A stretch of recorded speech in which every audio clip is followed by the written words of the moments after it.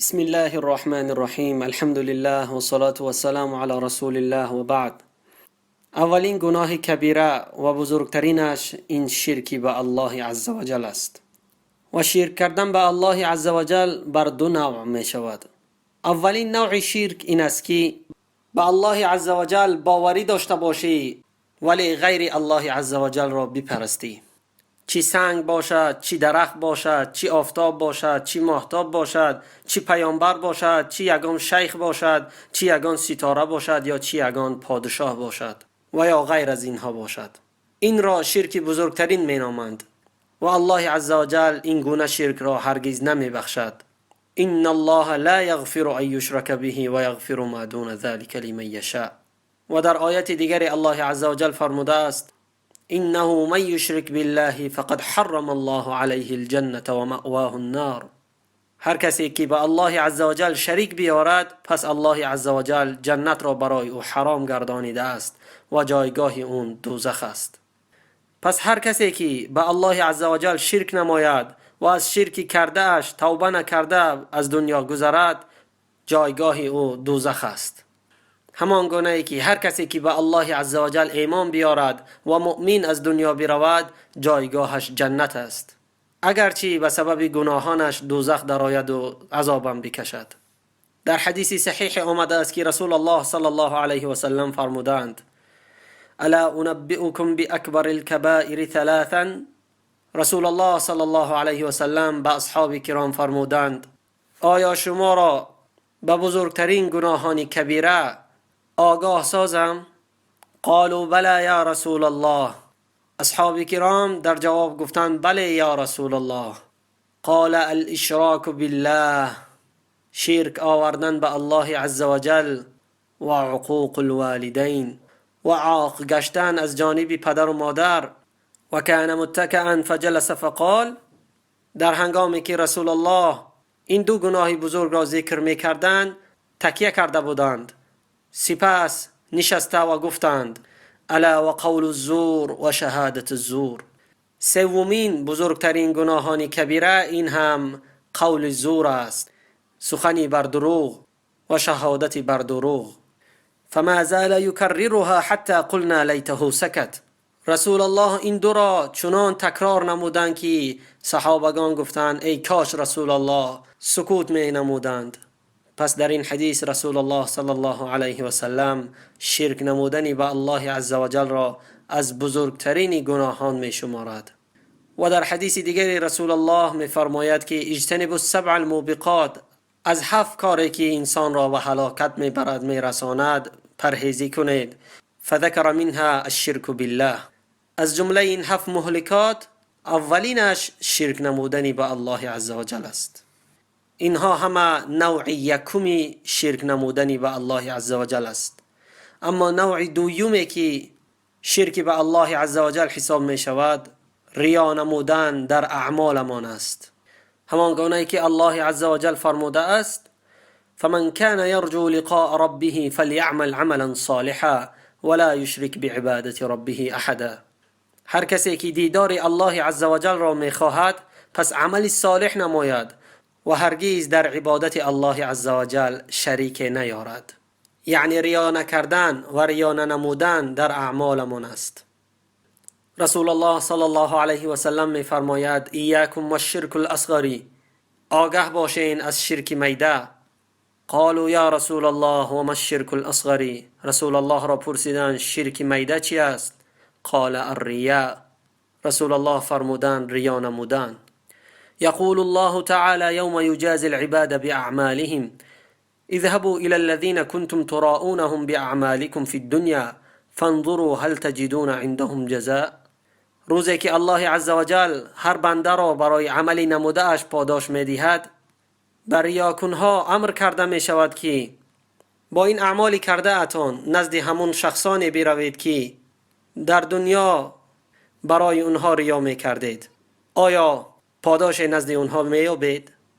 و اینچنین رسول الله صلی الله علیه و سلم از تحذیر نمودن ریا کردن در عبادت‌هایمان در حدیث دیگری می فرماید که الله عز و جل فرموده است: من عمل عملا اشرک معی فیه غیری فهو للذی اشرک و انا منه بری. هر کسی که عملی را انجام بدهد و در عملی میکردهش که خالص برای الله نباشد و شریک بر الله عز و جل بیارد، فهو للذی اشرک، پس این عملی کردهش الله عز و جل میفرماید او را قبول نمیکند. این عملش برای همون کسی هست که شریک آورده است در عبادتش در الله عز و جل. و الله عز و جل میفرماید و من از این بنده از این عملش بیزار هستم.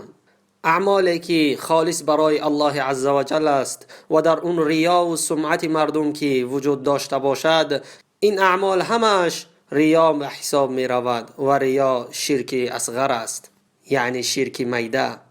و رسول الله صلی الله علیه و سلم باز حدیث دیگری در به ما می فرماید که از ابی هریره رضی الله عنه روایت شده است که رسول الله صلی الله علیه و سلم گفتند: رب صائم لیس له من صومه الا الجوع والعطش. شاید روزدار از نصیب روزه اش فقط تنها تشنگی و گرسنگی هست. یعنی آدمی روزدار قصد روزه گرفتن را میکند که میداند چقدر ثواب بزرگ دارد و میداند الله عز و جل روزداران را دوست میدارد و روزداران را پاداشی به حساب میدهد. اما رسول الله صلی الله علیه و سلم میفرماید شاید روزدار باشد که از نصیب روزه میگرفته اش پاداشش جنت نباشد، پاداشش رضوان الله عز و جل نباشد، پاداشش درجات بزرگ و ثوابهای زیاد نباشد، مگر تشنگی و گرسنگی. یعنی پاداش این شخص روزدار تنها گرسنگی و تشنگی هست. و رب قائم لیس له من قیامه الا السحر. و شاید شخصی قیام اللیل میخواندگی و نماز زیاد میخواندگی که میداند ثواب و پاداش این در نزد الله عز و جل چقدر بزرگ است، اما نصیب از این همه طاعت و عبادت، از این همه نماز قیام اللیل، تنها شب زنده داری است و خلاص. درجات و مکانتی که نزد الله عز و جل این شخص طلب میکرد را نصیب نمیگردد. یعنی مادامی که روزه و نماز تنها به خاطر الله عز و جل نباشد، از پاداش اونها هیچ خبری نیست، چون که الله عز و جل تنها عمل صالح و عملی که در اون تنها رضای الله باشد را قبول میکند. و برای مفهوم این حدیث رسول الله صلی الله علیه و سلم یک مثال زیبایی میزنند. میفرمایند مثل الذي يعمل للرياء والسمعة كمثل الذي يملأ كيسه حصى ثم يدخل السوق ليشتري به. مثال شخصی که عملش تنها برای الله عز و جل نیست و عملش برای ریای مردم است و برای اینکه شهرت و مکانت در نزد مردم پیدا نماید، به مانند همان شخصی هست که در خلطه‌باری که در دست خود دارد تنها سنگ جمع نموده است و با این خلطه‌باری که پر از سنگ است میخواهد بازار رفته خرید نماید. فاذا فتحه قدام البائع فاذا هو حصى وضرب به وجهه. هر زمان که در نزد شخص فروشنده خلطه خود را باز نماید، میبیند که در خلطه اش تنها سنگ است و خلاص. و هر چقدر که در آن زمان پشیمان شود، منفعت و سود برای این شخص ندارد. ولا منفعت له في كيسه سوى مقالة الناس له ما املأ كيسه. از این خلطه‌باری که در خود دارد هیچ نفعی نمیبرد بجز مقاله سخنان مردم که مردم بگویند واه چقدر خلطه‌بار این پر از بار است، اما این خلطه‌بار او هرگز قدر و قیمت ندارد. این چنین برای شخصی که عمل ریا میکند و سمعت و شهرت مردم را میخواهد، از پشت این عملهای نیکی که تنها برای الله عز و جل باید باشد، اون یگام میده نفعی به خود نمیبرد. تنها گفتار مردم نسبت او که واه چقدر این شخص عبادتگر است، واه چقدر این شخص قاری قرآن است، واه چقدر این شخص روزدار است، واه چقدر این شخص دست به خیر و زکات دهنده است، واه چقدر این شخص حاجی کلان است. اما از پشت این همه هیچ ثوابی در روز قیامت به دست نمی آورد. الله عز و جل در سوره فرقان می فرماید و قدمنا الى ما عملوا من عمل فجعلناه هباء منثورا. روز قیامت الله عز و جل اعمال ما را به ما نشان می دهد. اگر در اون ریا و سمعت باشد، همانند خاک و غباری که تنها در روشنایی آفتاب میتوانی او را ببینی، همین گونه اعمال ما پراکنده شده است و قدر و قیمتی ندارد. و بیایید حال شخصانی را ببینیم روز قیامت چگونه هست، هنگامی که در عبادتهایشان ریا و سمعت مردم را میخواهند و خالص برای الله عزوجل عمل نمی کنند. رسول الله وصف اینها را که در روز قیامت چگونه حال دارند را به ما میفهماند. در حدیثی که راویش عدی ابن حاتم است رضی الله عنه از رسول الله صلی الله علیه و سلم میفرماید: یؤمر بفئام من الناس یوم القیامة الى الجنه. یک گروه از مردم را روز قیامت دعوت میکنند به سوی جنت. حتی اذا دنوا منها واستنشقوا رائحتها ونظروا الى قصورها والى ما اعد الله لاهلها فيها. این قوم و این گروه را روز قیامت که به سوی جنت دعوت میکنند و نزدیک میشوند به سوی جنت و از بویی که در جنت هست به مشامشان میرسد و آن قصرهای زیبایی را که الله عزوجل برای بندگان مؤمنانش وعده کرده است را میبینند. نودوا ان اصرفوهم عنها فانهم لا نصیب لهم فیها. اونها در حال نگاه نمودن و تماشا نمودن جنت هستند که فریاد زده می شود که رویهای اونها را از جنت بگردانید، چون که نصیب برای اونها از جنت نخواهد بود. فیرجعون بحسرة و ندامه ما رجع الاولون والآخرون بمثلها.